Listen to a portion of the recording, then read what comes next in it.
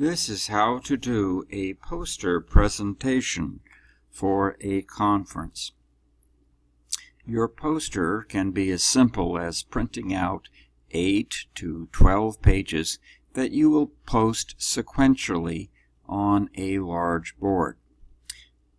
Sometimes it's necessary to pre-mount those pages, perhaps on a 3-panel mount or heavy construction paper.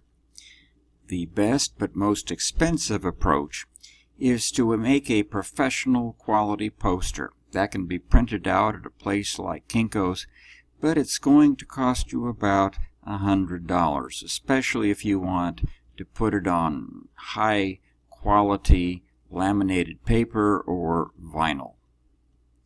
To make one of these high quality professional posters, get a special template. It's really a big PowerPoint slide that you will put everything on. Check out the guidelines offered by the conference. That will tell you the desired size of the poster, whether you will be using an easel or a board to mount it, and if you're mounting it on a board, whether you're going to have to use push pins or some kind of masking tape. Another thing to consider before you make your poster is how will you be traveling to the conference.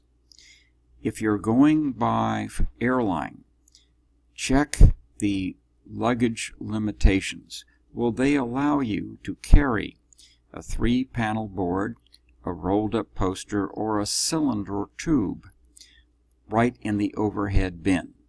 My experience with most airlines has been very frustrating, but the best one seems to be Southwest.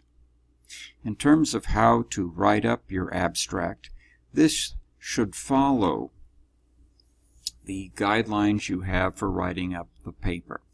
In other words, you're going to start your poster with an abstract, then a short introduction and a statement of your hypotheses. Your method section will be longer. You need to clarify all of your operational definitions. How did you measure each of these things? Tell about how your variables were coded. Your results section will also be much longer than the others. Indicate what you found out by using words, tables, and graphs. Indicate information about your background demographics and, of course, about your findings. In your discussion area, you can review some of your suggestions for future research and maybe give a few references. It's important that a poster have visuals. A bare minimum would be the school logo. That's the current school logo for Crafton Hills College. And, of course, photos and images relevant to your topic. In terms of the size of the type, I recommend at least 96 point for the title, perhaps 72 point for the authors, co-authors, school, and your email address. The major sections, perhaps 60. And the actual text, I recommend 36. That's because you want this to be read at about 3 feet. You can go a little bit lower for some of the information on the tables or the reference list.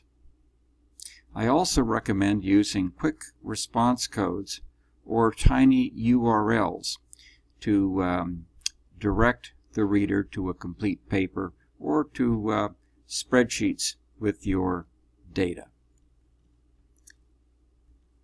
I also recommend that you put your entire paper on a Google document, allowing subjects to view and comment upon them. The day before your presentation, locate the exact room and your assigned spot. Arrive on the day of your presentation 15 minutes early. Take over your board and mount your poster. That will take a while if it's push pins or tapes, because you're going to have to start at one edge, tape down that edge or pin it down, and then unroll it. At about every foot or so, put another pin at the top of the poster and the bottom. When you finally get it completely unrolled, put about 4 pins in the far edge, and that way it won't roll back together. During the time, stand to one side, smile invitingly as people come by, and offer to give a 2-minute walkthrough of your findings.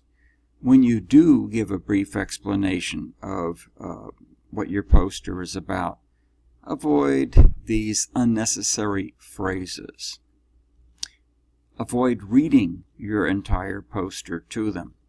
Just point out the visuals and explain your operational definitions and most important findings. That's really all the person usually wants.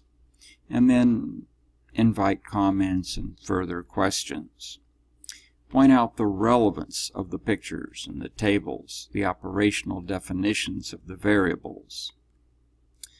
Don't feel bad when a lot of people just walk past and others just look and go. Very few will actually stop and talk. Some people will have comments and questions. Here's how to respond to that. Smile and nod. Listen and agree. Praise and thank.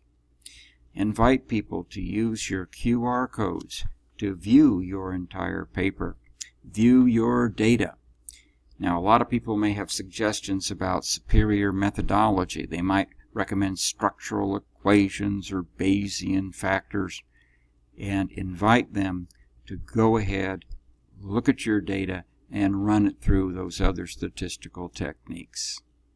Do this, and you will have a very good poster experience.